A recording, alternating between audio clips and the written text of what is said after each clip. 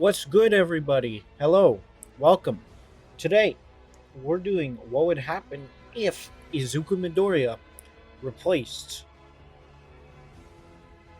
Itadori in JJK for the Shibuya incident. Yeah, I'm basically doing that thing where one character gets swapped out in a certain situation, such as what I did in my previous successful video, Madara versus Whitebeard. So in that one, Madara obviously Madara versus Marineford. Obviously, Madara replaced Whitebeard. So today we're doing something similar where Deku will take the place of Itadori and basically have to file his way or fight his way through all the remaining adversaries. Now, I do need to state this. Starting off, Gojo kind of has to be captured in this situation. I don't want it to turn into, oh well, since Midoriya's there and Itadori's not, Gojo actually out of character. Gojo does something different, which means Gojo doesn't get captured. Because then, then it's just Gojo and Midoriya versus the rest of the curses, which is cool, but not really fair. Anyway, uh, let's get to the first guy. So, obviously, the first guy is the Blood Demon, who is most known for his very interesting meme that happened a few weeks ago. But yeah, so bringing up his Jets or Bloodstream attack, it's said to move at Mach 1. I'm sorry, but that's not catching Midoriya. Midoriya has many light speed feats. Whether or not you want to use the canon movies, or you want to use the manga, or you want to use the anime, no matter what, Midoriya has shown, and has been able to see and react to laser beams. So, quite literally, he is running up and going to be able to dodge anything he can do, and it will most likely turn into a one shot. Now, I do really wonder at this point, considering the two girls who I don't care enough about to look up their names will arrive along with Jogo, most likely to a knocked out body, and Midoriya, I don't know, just existing. He'll probably say hello unless he's been given prior information. If he's given prior information, I need to explain this right now. He will not kill them upon first assumption unless Itadori sat him down and was like, "Hey, they're curses. They're not people. They have no rights." Oh god. But if Itadori did something like that, or I don't know, promised them an All Might plushie for every curse he takes out, then Midoriya would most likely be willing to finish the job, as he's willing to destroy robots that have sentient brains, as seen once again in the first movie, and he's willing to fight his hardest. He just isn't really willing to kill Shigaraki, which I don't know. You could argue it's in valuing life, but I get the feeling that if he was sat down by the sorcerers of JJK and was told, "Hey, this is going on, this, and this, you have to, kill them," then he most likely would. But even in the scenario where he isn't, he has the firepower to knock them down. Because I've stated this before, my hero characters can easily get to country level.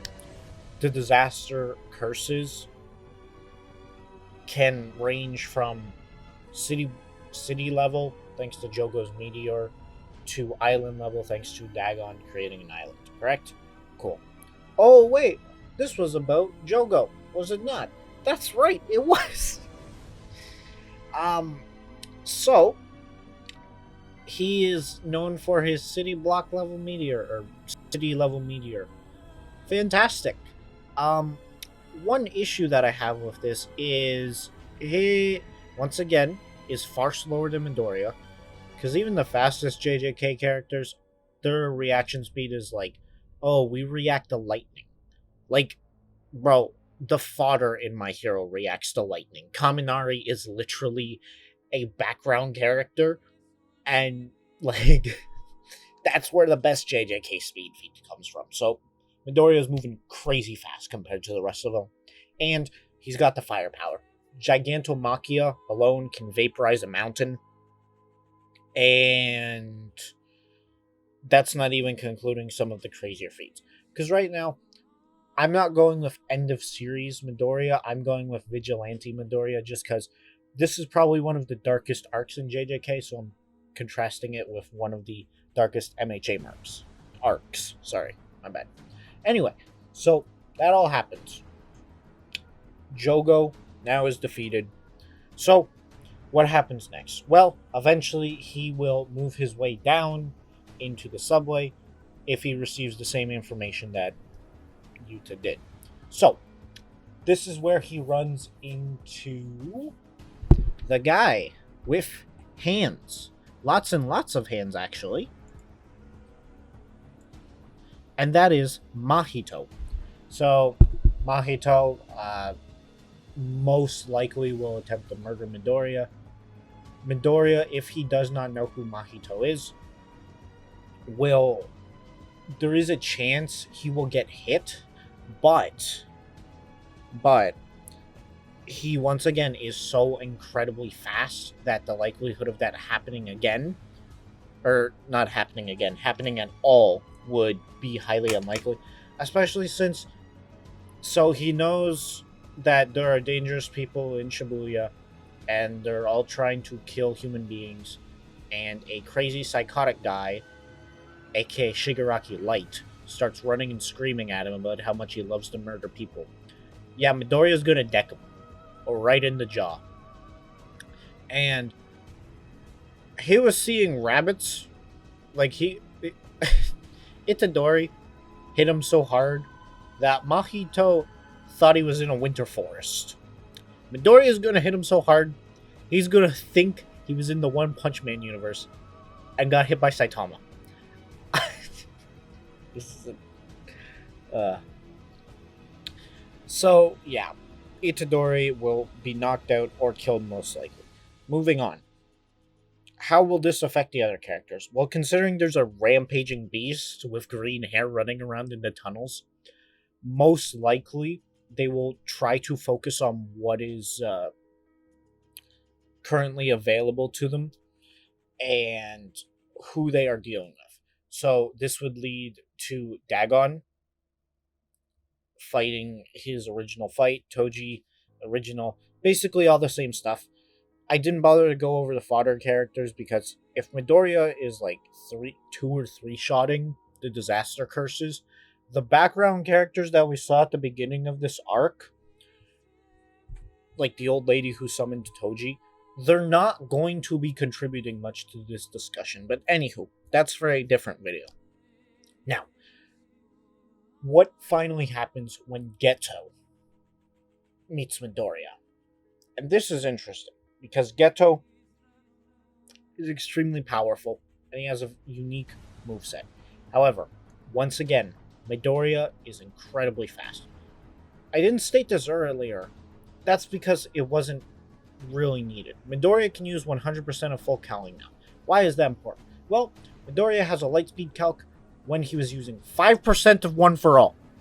So, what happens when he goes 100% full cowling, along with the ability to use Black Whip and use Fajin and use all the other quirks in combination together to exceed his 100% for a short period of time in a single burst?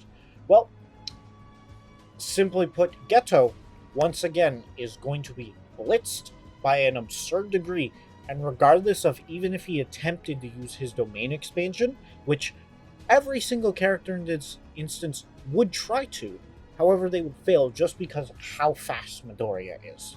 So, with Geto defeated, that leads Midoriya trying to find the cube. So, we will end our scenario with this. A small green-haired child will be looking for a random cube in the buildings or in the rubble of Shibuya. Itadori is on his couch, and Hammer Lady is not dead. There we go, folks. I wrapped it up. Now, I know this was a bit of a weird video. It was really weird. Also, you can probably tell this was very unscripted. And I wanted to just talk about this because it came up as a really cool idea. And if you do like this kind of video, like it, I would obviously really appreciate the feedback. And I would like to know about some future video ideas. I'm not gonna lie, I'm not running out, but I'm trying to find interesting stuff to say and to do. So, without further ado, I bid you all farewell. Peace out.